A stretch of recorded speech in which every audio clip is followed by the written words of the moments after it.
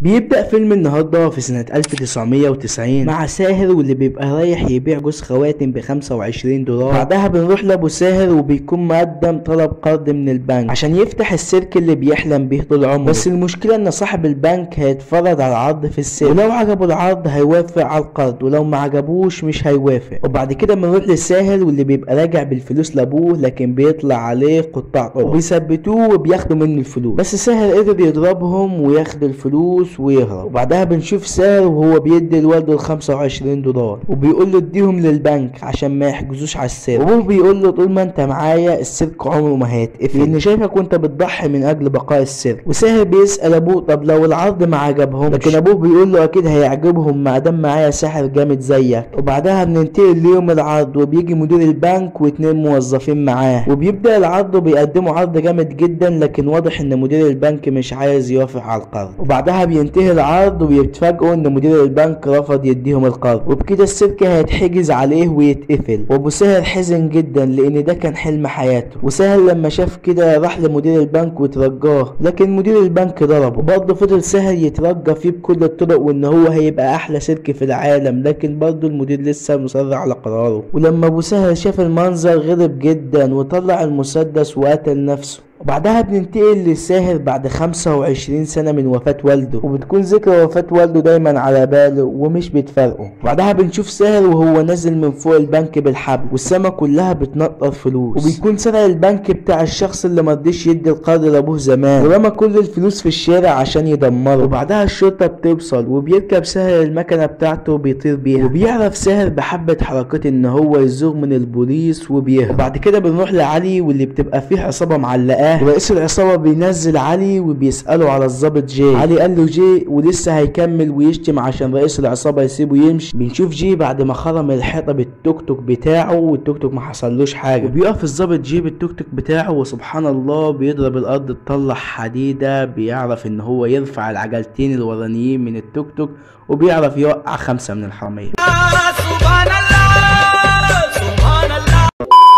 وبيركب هو وعلي التوك توك وسبحان الله تاني بيقدروا ان هم يتمشوا بيه على سطوح الناس وبيقدروا يهربوا منهم. وبعد كده بنروح لمدير البنك واللي بيبقى متضايق لان دي تاني مرة البنك يتسرق فيها في نفس السنة. وبعد كل عملية السرق بيسيب كلام بالهندي وبيسيب وجه مهرج، وبتكون اسهم البنك في النازل. وبعد كده بنروح لساهر واللي بيبقى بيجدد في السيرك من الفلوس اللي هو سرقها من البنك، وبيدور على بنت بمواصفات خاصة تشتغل معاه، لكن مدير الاعمال بتاعه بيقول له انك مش هتلاقي بنت بالمواصفات دي. وهم بيتكلموا بتقتحم بنت اسمها عالية السيرك عليهم بالعجلة بتاعتها، والحراس كانوا هيطردوها لكن قالت لهم ان هي بتعرف تغني وبترقص وان هي عايزه تشتغل في السيرك. وساهر بيشوفها وبيقول لها قدامي 5 دقايق، لو شفت العرض بتاعك وعجبني هقبلك. وقدرت ان هي تقدم عرض ابهر ساهر وابهرني انا شخصيا، وبكده قبلها ساهر ان هي تشتغل معاه في السيرك. وبعد كده بنروح لفيكتوريا واللي بتبقى ماسكه قضيه البنك وبتستعين 2 من اكفأ الضباط في الهند واللي هم جي وعلي. واول ما جي بيجي بيمسك القضيه وبيطلع في صحفي في التلفزيون وبيستفز السارق بالكلام عشان يجبره يسرق تاني، وبيقول ان هو مش سارق محترف اصلا وان جت معاه لعبة حظ وان هو مهرج وهقدر اقبض عليه. وبيبقى ساهر سامع الكلام ده وبيضحك. وبعدها بيبدأ ساهر في تنفيذ الخطة بتاعته وبيروح للظابط جي وبيعرفه بنفسه وبيقول له ان هو صاحب السيرك وبيوريه صورة مع المهرج وبيقول له ان ده الحرامي وكان شغال معاهم في السيرك زمان وكان شاطر جدا وسريع. ولما كان بيخلص العرض بتاعه كان بيقفل على نفسه الأوضة وبيقعد فترات طويلة وما بيكلمش حد ومفيش أي شخص يقدر يتعرف على شكله. وجي سأله وقال له إيه اللي يخليك متأكد؟ قال له إن هو بيسيب قناع وده نفس القناع بتاعه، وبيسيب جملة اذهبوا للجحيم بالهندي، ودايما كان بيسيب الجملة دي باللغة الهندية عنده في الأوضة. وبيودعه ساهر وبيسيبه وبيمشي وعيونه كلها غدر وانتقام للي كان السبب في مقتل أبوه. وفعلا ساهر بدأ يعمل خطة مع جي لتأمين البنك. كده ساهر عرف الخطة اللي هيأمنوا بها البنك. وبعد مدة قصيرة ساهر كلم جي وقال له ان النهارده 1 ابريل وده اليوم المفضل بالنسبه للمهرج، وبنسبه كبيره ان البنك يتسرق النهارده. وقال له ما تحاولش تتصل بيا لاني هكون في العرض بتاعي. وبعدها بنشوف البنك اتسرق والدنيا بتنطر فلوس، لكن في المره دي حراس البنك جري ورا ساهر ومسكوه فوق سطح البنك، لكن ساهر بقدره قادر داس على زر رفعوا السلك ونزله في الشارع. لكن لما ركب الموتوسيكل بتاعه زود بيه لان علي وجي بيطردوه والبوليس كمان بيلاحقهم وقدروا يحبسوه جو عند الكوبري اللي بيتفتح، لكن ساهر ما استسلمش وزود بنزين ونط في البحر. وبيكون ساهر عامل تعديلات على الموتوسيكل بتاعه وبينزل الميه بيتحول لمركب. ولما بيطلع ساهر تاني على الطريق جي بيكون راكب هليكوبتر وبيضرب نار على ساهر وبيصيبه طلقه في ظهره، لكن ساهر نزل تحت كوبري وهرب منه. وجي بيكون شاكك ان ساهر هو الحرامي وبيقرر ان هو يقبض عليه. وساهر بيكون في السيرك بيقدم العرض بتاعه اللي كان حلمه هو وابوه من سنين، وبيكون فيه الاف من الجمهور بيتفرج على العرض وبيعجبهم العرض جدا. وقتها ساهر بيحس بفخر وان هو قادر يحقق حلم ابوه اللي كان بيسعى عليه من سنين. ولما العرض خلص شاف ساهر الضابط جاي وهو جاي يقبض عليه، وقال له ان فيه 3 بس هم اللي كانوا عارفين خطة تأمين البنك، 2 ضباط وساحر لص محتال بيخدع الناس. ولما ساهر حاول يثبت براهته جي قلعه الجاكيت بتاعه عشان يشوف الرصاصة اللي كانت في ظهره، لكن جي بيتفاجئ لما بيشوف ان الرصاصة مش موجودة ومفيش اثر للرصاصة خالص. وجي بيسأله انت ازاي قدرت تخفي اثار الرصاص؟ فقال له ساهر ان انا ساحر وشغلتي اني اخدع الناس، وبكده ما قدرش يثبت اي حاجة ضده. وبعدها ساهر روح وقعد قدام مراية، والغريب ان دي مش مراية اصلا، وده بيكون اخو ساهر التوأم سامر. بعدها بيفتكروا ذكرياتهم مع والدهم وهم صغيرين، وان هم كانوا بيخدعوا الناس وهم صغيرين ان هم شخص واحد، لكن يوم وفاة ابوهم كان صدمة بالنسبة لهم. ابوهم هو اللي كان بيدربهم دايما. وفي مرة ساهر اخطأ وكان هيقع في التدريب، فسامر مسكهم وابوهم قال لهم ان هم ما يسيبوش ايد بعض ابدا. ومن وقتها وسامر بقى هو اللي مختفي عشان بيرتبك لما بيتعامل مع الناس، وساهر بقى هو الظاهر للعالم. بقى كل اللي شغلهم مدير البنك واللي كان السبب في ان ابوهم يموت، والعمليات بتتنفذ مع بعض على انهم شخص واحد. وسامر كان بيقدم العرض مع عالية وقت ما ساهر كان مضروب بالنار، وبيقعد يفكر فيها والواضح ان هو حبها ومغرم بيها. وبعدها بيطرد مدير البنك علي وجي وان كانت اختياراته غلط ان هم يجيبهم اصلا. وهم ماشيين علي بيقنع جي ان هم يكملوا في المهمة لوحدهم عشان جي يحافظ على اسمه وسمعته، فبيوافق جي وبيرجع تاني وبيقرر ان هو يدخل السيرك بطريقة جهنمية. وفعلا جي راقب سامر لحد ما خلص العرض وعرف ان ساهر عنده اخ توأم، وفضل مراقبهم وعرف اليوم اللي بيخرج فيه سامر، واتنكر جي وخرج مع سامر وعرف يتصاحب عليه، وما بيعرفش ساهر لان هو منعه يكون صداقات. وفي الاسبوع التاني وفي موعد خروج سامر بيقابل جي وبيحكي له على عالية وانه بيحبها ومغرم بيها ولكن هي ما تعرفش، وبيشجعه بيقول له يعترف له بحبه ليها. وبعدها بيكون فاضل 5 دقايق على تقديم العرض، وسامر بيصر ان هو يقدم العرض مكان ساهر، ووافق ساهر ان هو يقدم العرض مكانه، لكن كان شاكك ان في حاجة ورا الموضوع ده. وفعلا قدم عرض نفس عرض اخوه، وفضل يبص لعالية وواضح ان الاتنين وقعوا في حب بعض، وقالت له هنغير ونخرج مع بعض، وهو وافق وراح يغير لبسه. لكن ساهر قال له ده مش يوم الحد عشان تخرج، لكن عرفه ان هو معاه ميعاد مع آلية وان هي بتحبه. وسأله ساهر هي بتحب مين فينا؟ ده احنا الاتنين شخص واحد. وبيقول له ان فاضل لنا تكة واحدة ونخلص مهمتنا الاخيرة. يقول له ما تدمرش كل اللي عملناه وتكشفنا. وبعدين هي ازاي هتحبك بطريقتك دي؟ ده انت ضل ومتداري فيا، لولايا ما كنتش عرفت تعيش. فبيحس بنقصه وبيعيط، فبيقول له من النهارده انت ساهر وانا سامر، 2 مش 1 بس، وانت اللي هتكون في ظلي مش انا اللي هكون في ظلك. فساهر بيتعصب عليه وبيضربه بالقلم، فهو بيسيبه وبيمشي وبيروح يقابل عليا، فما يكونش عارف هو بيعمل ايه لان هو اول مره يخرج مع بنت، لكن عالية بتقوم بالواجب.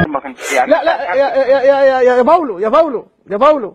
وبعدها جي بيطلب مدير البنك في اجتماع وبيعرفه ان هو السبب في اللي بيحصل، لانه من 25 سنة حجز على سيرك وصاحبه انتحر بسببه، واللي بيعملوا فيك كده هم واولاد. بعدها بيروح سامر يقابل جي، بعدها بيشيل الشنب والدقن المزيفين وبيقول له انا الظابط جي وان عارف كل حاجة عنكم وانه انتوا الاتنين توأم، وعاقبتوا مدير البنك بما فيه الكفاية، وحاول يستعطفه بالكلام وقال له سلم نفسك عشان تحمي نفسك وتحمي اخوك اللي بتحبه. وبيوافق سامر وبيمسك ايده لكن بيشدله ايده وبيوقعه على الارض، وبيتضح ان ده مش سامر اصلا وده ساهر وغدر بيه. وبنرجع للاحداث قبل نص ساعة عشان نفهم ايه اللي حصل، وبيتضح ان ساهر كان مراقب اخوه فشاف الظابط وهو بيسلم عليه فخدره وخرج مكانه. بعدها كتف الظابط على قطر الموت ويقول له كان نفسي اشوفك وانت بتموت لكن عندي بنك لازم ادمره. ولكن لما شغل قطر الموت ومشي علي بيكون مستخبي وراه وبيفك جاك قبل ما القطر ما يوصل. وسامر وساهر بيكونوا جهزوا نفسهم لاخر عملية واللي هيدمروا بيها البنك نهائي. وفعلا قدروا ان هم يتحكموا في كل كبيرة وصغيرة داخل البنك، وقدروا ان هم يشغلوا الغاز في المكان. وبعدها الشرطة بتوصل لكن ما بتقدرش تلحق والمكان بيتفجر. بعدها بنشوفهم وهم لابسين لبس الشرطة وجي بيشوفهم، والشرطة بتبدأ تلاحقهم لكن سامر والساهر محترفين جدا في الهروب وبيقدروا يعدوا وبيهربوا منهم بعجوبة. وتاني يوم الشرطة بتقدر تحدد مكان ساهر وسامر وبيحاولوا ان هم يهربوا، لكن شاف سامر ان الشرطة معاهم عالية وبتعيط فقلبه حنلها وكان هيرجع، لكن ساهر عرفه ان هي خدعة وقال له يلا نهرب. ولما شاف ساهر ان اخوه مصمم ان هو يرجع قرر يروح للضابط جاي وقال له ان مفيش دليل قدامنا ان احنا اللي سرقنا البنك، بس اداله فلاشة عليها كل السرقات اللي قاموا بيها وقال له انا هسلم نفسي وسيب سامر عشان هو بريء، انا السبب في كل حاجة وانا اللي مخطط لكل العمليات دي.